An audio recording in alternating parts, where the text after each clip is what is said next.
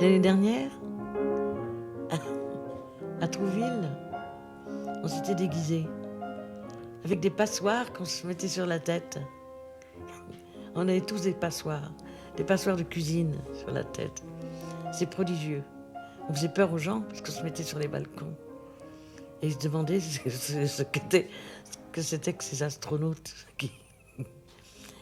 C'est un souvenir de fou rire, mais à mourir. À mourir, ça. Voilà, c'est illuminant, ça, ce fou rire. On ne pouvait plus respirer. Moi, je cru que j'allais mourir de rire. De les voir tous les trois. Et puis j'en avais un aussi. J'ai beaucoup de passoires. Celle cassée, on prenait aussi. Mais Yann est inoubliable en passoire.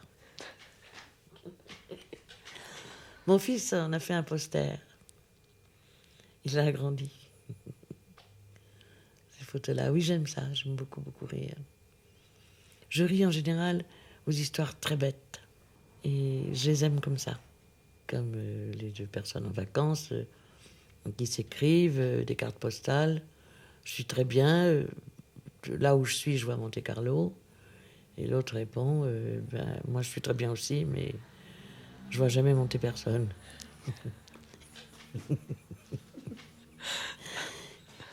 Les histoires de mon fils me faisaient rire aux larmes aussi quand il était petit. Et je participais à leur jeu. Ils avaient refait une affiche sur l'alcoolisme. Il y avait un enfant qui suppliait son père de ne pas boire. Et il disait, papa, ne bois pas. Pense à moi. Et mon fils et son copain avaient ajouté tout. Papa, ne bois pas tout, pense à moi. Je trouvais ça profondément génial.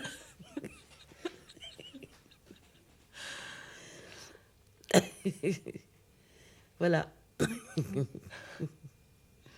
Alors on me les garde, ces histoires-là, très très bêtes. Enfin, il y en a aussi qui ne le sont pas. Ils ne sont pas forcément idiotes, tous, toutes. Je ris aussi, oui, enfin, comme tous les gens qui ont des fous rires. Vous saviez ça, qu'il y avait des gens qui n'avaient jamais de fou rire? Non. Ça existe. C'est terrible ce que je vous apprends là. Eh bien, ça existe. C'est une chose incontrôlable, ça vous tombe dessus, un fou rire. Ben, ils n'ont pas ça, ils n'ont pas ce dérèglement. Ils peuvent toujours cesser de rire. Ils rient. Mais à tout moment, ils peuvent cesser de le faire. C'est terrifiant. C'est ça qui est terrifiant. De ne pas connaître ça, cette ivresse-là de la rigolade, disons le mot. On est la proie du rire. Le rire s'empare de vous, puis ça dure quelquefois. Au théâtre. Moi, je me souviens d'un spectacle de nos japonais, j'aime vous dire que c'était tragique, parce que on était deux. On se faisait insulter par tout le monde et il n'y avait rien à faire. Rien à faire. C'est quelqu'un qui n'avait jamais vu de nous qui me demandait des explications. Qui trouvait que ça n'en finissait pas. Qu'est-ce qu'on voulait? Voilà, je suis partie à rire. Elle répondait aux insultes, on se faisait injurier. Sortez. Il y en a qui m'ont reconnu. C'était indigné complètement. Qu'une personne si connue, si bien, rit de cette façon. Non, mais il suffit d'une toute petite chose.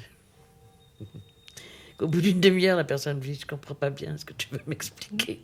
Un spectacle de nos, ça y est, ça je garantis.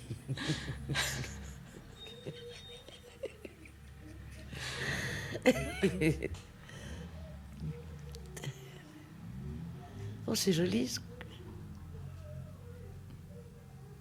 C'est un chien, non? Non, c'est une musique. C'est la musique, c'est un chien, qu'est-ce que c'est? C'est une auto qui est la radio.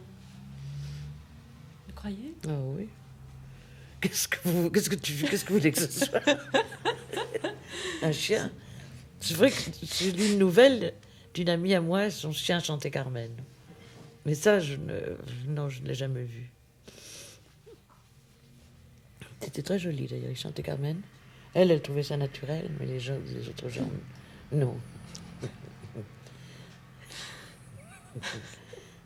Alors elle l'amenait dans une clinique, et puis le docteur lui disait, écoutez, il vous aime tellement, on va le laisser, il ne faut pas le quitter, il faut rentrer à la clinique avec lui. Vous avez compris?